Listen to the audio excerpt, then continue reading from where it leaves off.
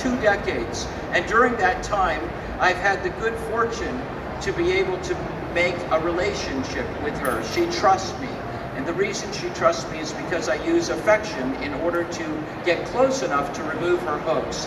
At the time that I took this picture that you're looking at, I had already removed 2 hooks, and she had a 3rd hook inside of her. Except this hook, instead of being on the outside of her jaw, was inside of the hinge on the right side of her mouth, although I hadn't seen it yet. On this specific day, she swam up to me the very first day of a dive charter. The last day of the previous charter, I saw her swim up from her vacation, and she had this big monofilament line hanging out of her jaw, and I thought, oh my God, this one's going to be difficult.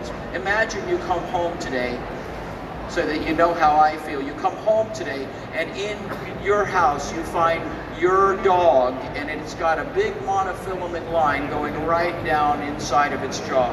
What are you going to do?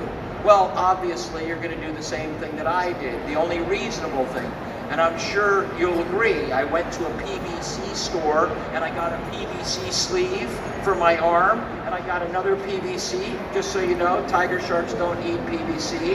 And I went down to my dog, and my plan originally was to open up her mouth, stick my arm in there. Yeah, she might bite the PVC, but I'd be protected, and get the hook out of her jaw. I can tell from your faces that you're all thinking the same thing. I've been there.